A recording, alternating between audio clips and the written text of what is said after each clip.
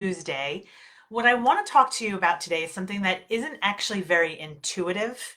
And in fact, it's pretty counterintuitive as you hear what I'm about to say. And that is, I'm going to explain to you today why children, when they try to control you or they try to control others, meaning they try to tell you what to do, maybe they're bossy to their siblings, when they look like they're trying to control you, they actually don't want to control you or your mood. So again, this is going to sound very counterintuitive, but hopefully by the end of this video, you'll understand what is really going on.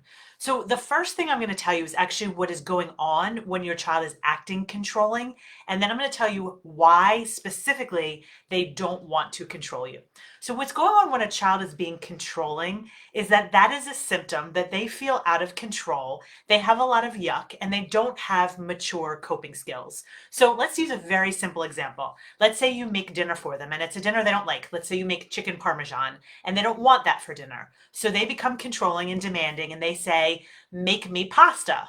And you think they want you to make them pasta. So they say, make me pasta. And then you initially say, no, I'm not going to make you pasta. Dinner is chicken parmesan. And then they start hurling insults at you. I hate you. You're the worst. You're a bad cook. All the things that they can say. What it seems like is they're trying to get you to make the pasta and they want to control you. Maybe it even seems like because they're telling you how horrible you are, what a bad cook you are, that they're trying to control your mood, that they're trying to make you feel bad. What's truly going on there is they simply feel out of control. Maybe they're tired. They're in some sort of yuck. It may or may not have to do with the dinner you made, but they're in some sort of yuck. And the way they deal with yuck, and this is especially true of children with big emotions, but the way they deal with yuck is to try to get control of the situation. Now, what may happen though is that you do eventually make them pasta and they're still upset. And that's because it wasn't about getting control to begin with. So what's happening there is they're simply feeling some sort of yuck. They don't have a healthy coping mechanism. Their attempt to control you is their unhealthy coping mechanism. It is not actually a desire to control you. It's the fact that they're feeling in yuck and they don't like that feeling and they're turning their yuck out. Now, how do I know for certain that they're not trying to control you or they don't want to control you? There are actually three reasons. And a lot of this comes from actually my being a therapist in the past and working with kids and teens with big emotions who were very strong-willed and controlling. So the first reason I can tell you with certainty that they don't actually want to control you is that the world is a big place for children and even for teens. The world is big. They don't actually want to be in charge. They actually feel less safe if they are in charge. They feel like the world is less predictable if they are in charge. They want a safe, regulated, confident adult to be in charge. And I learned this especially when I was a therapist for teenagers.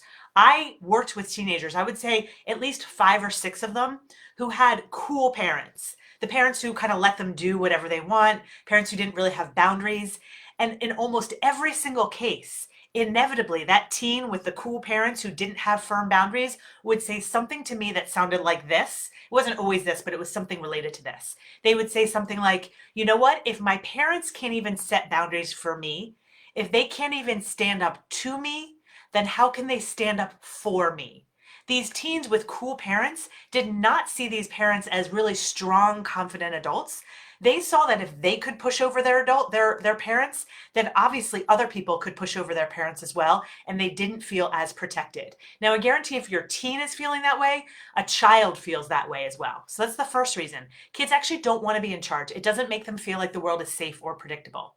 The second reason is that, especially kids and teens with big emotions, they have enough trouble dealing with their own emotions. They don't want to deal with our emotions as well on top of theirs. So let's go back to that example of chicken parmesan and pasta. Let's say you make them the pasta and they get upset because honestly they didn't really want the pasta. They were probably in some sort of other yuck. Or maybe they did want the pasta, but chances are that didn't really solve everything. So you make them the pasta and there's some sort of feeling on your end. Maybe you made them the pasta and it made them happy, but you're resentful. Or you made them the pasta, it didn't make them happy, and now you're frustrated. Chances are you're feeling something because you made them the pasta. And when they feel that, it actually adds to their yuck. So they had an initial yuck coming into this discussion, into this situation. They didn't want the chicken parm, whatever what was going on for them.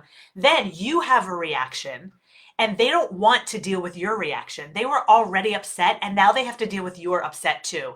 And for most kids, that's just too much. They don't want to deal with their own yuck. They certainly don't want to deal with your frustration or your resentment, which believe me, they sense it. Big feeling kids sense what you're going through. They don't want to deal with your yuck on top of theirs. So even though it looks like they're trying to put you into yuck, they actually don't want to put you into yuck. The third reason, and this is one that you can probably relate the most to because you've probably seen this in your child, but the third reason I can tell you that they don't actually want to control you or your emotions is that when they do control others, in the moment, maybe it feels good for them, but later they almost always regret it.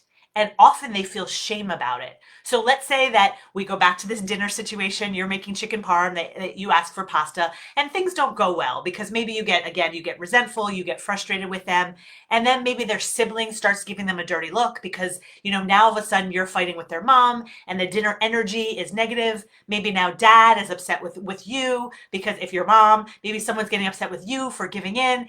And honestly, what often happens when they are in this place is a parent gets sucked in, then a sibling gets sucked in, then another parent gets sucked in, and they know that they are bringing everyone into yuck. A big emotion child knows that they are creating chaos, and maybe in that moment it feels good, but it doesn't feel good to them later because they don't like those dirty looks from their siblings. They don't like the fact that their parents argue. They don't like it and they often feel bad. And again, as a therapist, I learned this a lot where kids would say to me, why can't I stop?